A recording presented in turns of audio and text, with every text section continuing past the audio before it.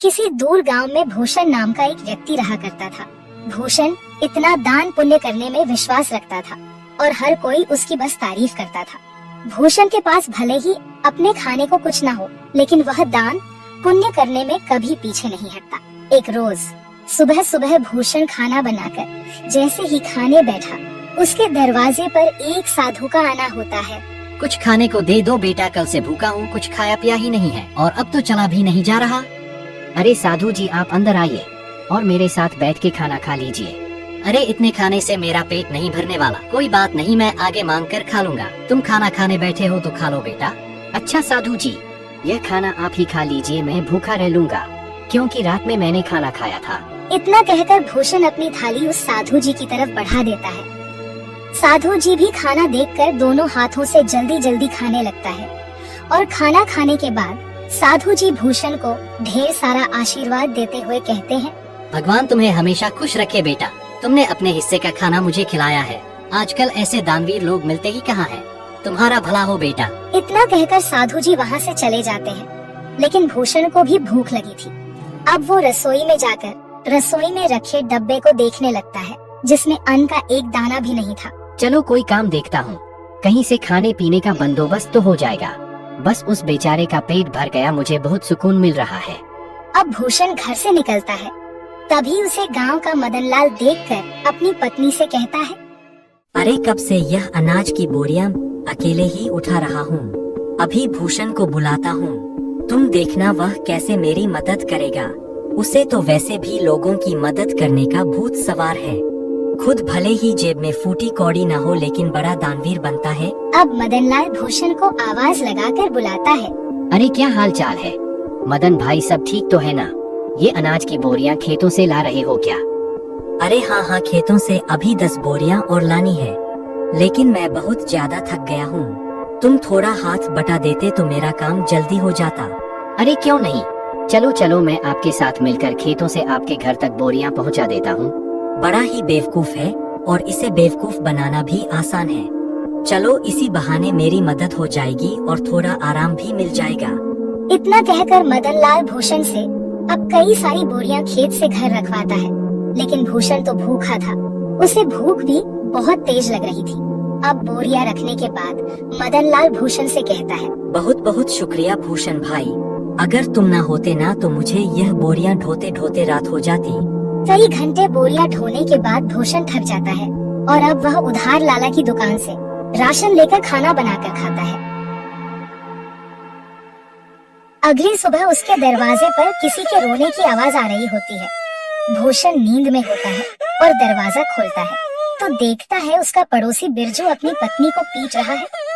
अरे अरे बिरजू, तुम अपनी पत्नी को इस तरह क्यों मार रहे हो?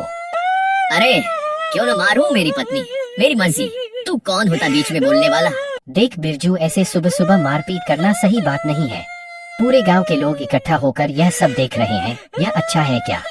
अरे भूषण बेटा, तू भी किसे समझा रहा है? इसे समझाना मतलब अपना सिर दीवार पर मारने वाली बात है। जरूर सुबह सुबह चमेली से पैसे मांगने के लिए ला रहा होगा। पीने को पैसे नहीं होंगे ना इसके पास। अरे बुढ़िया चुप कर, ज्यादा बोलने की जरूरत नहीं है। आजकल के बच्चों को तो अपने से बड़ों से बात करने की तमीज ही नहीं है। अरे मैं तो तेरी माँ की उम्र की हूँ और तू है कि मुझसे बदतमीजी से बात कर रहा है। लेकिन मैंने तो नहीं कहा आपको कि मेरे बीच में बोलने के लिए।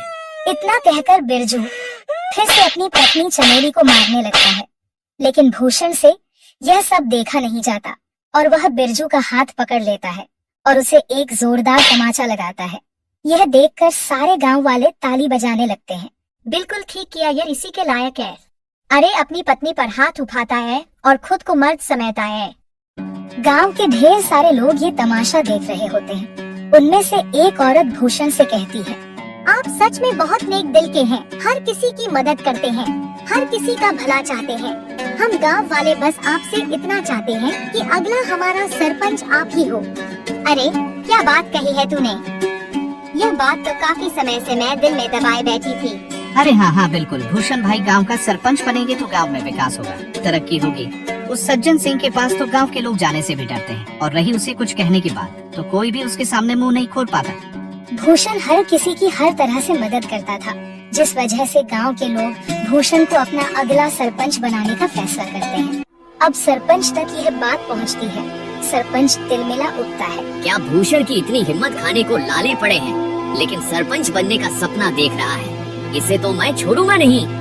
अरे हाँ मालिक, और तो और गांव वाले कह रहे हैं कि चाहे कुछ भी हो जाए, सरपंच तो भूषण ही बनेगा। अब आपको ही कुछ करना होगा, वरना भूषण आपकी गद्दी लेकर ही मानेगा।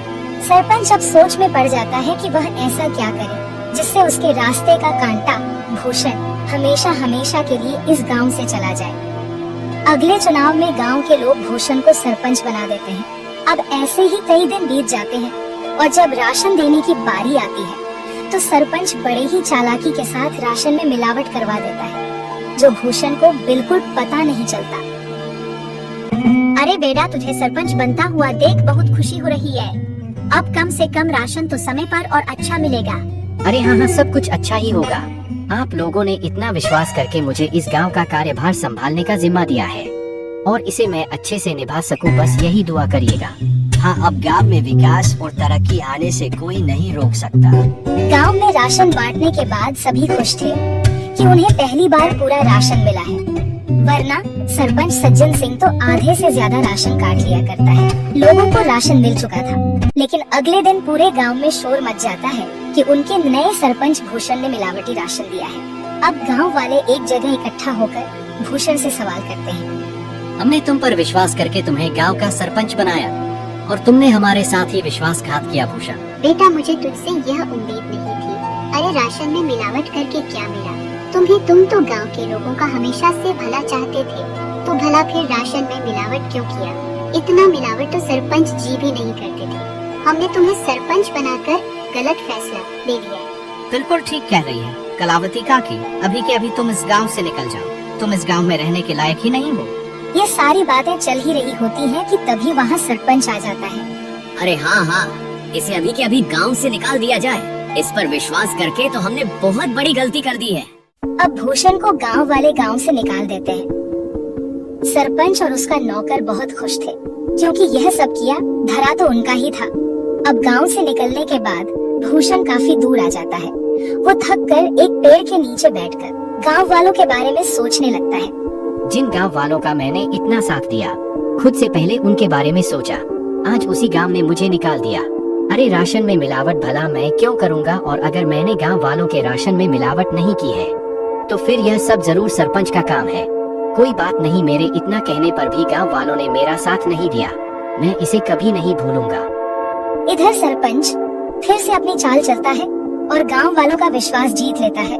गांव वाले एक बार फिर सरपंच सज्जन सिंह को अपना सरपंच मानने के लिए मजबूर होते हैं, क्योंकि उन्हें भूषण भी धोखेबाज लगता है। ऐसे ही धीरे धीरे महीना बीत जाता है और भूषण का कहीं अता पता ही नहीं था।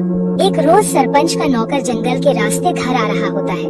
तभी वह दो आदमी को बातें करते हुए सुनता है, जो भूषण के बारे में बात कर रहे थे। अब वो नौकर घबराता हुआ घर पहुंचता है और सरपंच से कहता है, मालिक, मैंने दो लोगों को आपस में बातचीत करते हुए सुना है।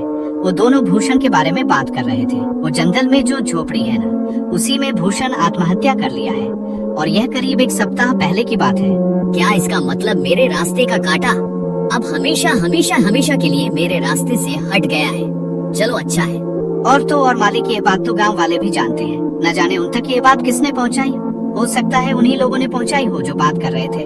अरे गांव वाले बहुत ही मतलबी हैं। भूषण ने गांव वालों का कितना साथ दिया, और गांव वाले भी यही कहेंगे कि भूषण ने शर्म के मारे आत्महत्या कर ली। गांव वालों के साथ साथ सरपंच को भी अब पूरा यकीन हो गया था कि भूषण ने आत्महत्या कर ली है। लेकिन कुछ दिनों बाद भूषण सरपंच के दरवाजे पर पहुंचता है। शाम का समय था, चारों तरफ अंधेरा छा रहा था। सरपंच अपने नौकर को आवाज लगाकर कहता है, अरे सामने देख, जरा कोई खड़ा है क्या? मुझे तो ऐसा लग रहा है कि सामने भूषण है, मतलब भूषण का भूत। मालिक, ये भूषण का भूत ही लगता है। ये आपसे बदला लेने आया है। मैं तो चला यहाँ से, मुझे भरी जवानी में नहीं मरना। मेरे 4 बच्चे हैं और 2 बीवी हैं। सरपंच का नौकर इतना कहकर वहाँ से दुम दबाकर भाग निकलता है।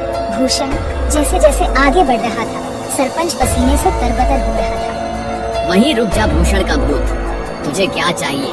मैं तुझे सब कुछ देने के लिए तैयार हूँ, अपना घर, जमीन, पैसा, लेकिन मुझे मारना मत। मैं तुम्हें नहीं छोड़ूंगा। तुमने मुझे बदनाम किया है। अब तुम ही यह सच गांव वालों के साथ सामने बोलोगे, वरना मैं तुम्हें मार डालूंगा।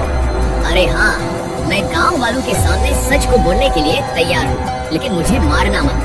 अब सरपंच रात के समय ही गांव वालों को इकट्ठा करके सबके सामने सच को बोलता है कि उस दिन राशन में मिलावट उसने और उसके नौकर ने की थी। आप लोग भले ही मुझे भूत समझ रहे हो, लेकिन मैंने अपने आत्महत्या की खबर झूठी फैलाई थी ताकि मैं चोर को पकड़ सकूं, और चोर आप सभी के सामने है। मैंने हमेशा लोगों का भला किया, तभी तो आप लोगों ने मुझे इतने सम्मान और प्यार के साथ दानवीर कहा। भाई, मुझसे गलती हो गई, मुझे माफ कर दो। मैं तुम्हारे आगे हाथ जोड़ता हूँ। अब उसी वक्त गांव वाली सरपंच को गांव से निकालकर सरपंच की जगह भूषण को गांव का सरपंच बनाते हैं और भूषण से माफी मांगते हैं कि वह सरपंच की बातों में आ गए थे और उन्होंने बिना सोचे समझे उसे गांव से निकाल दिया था।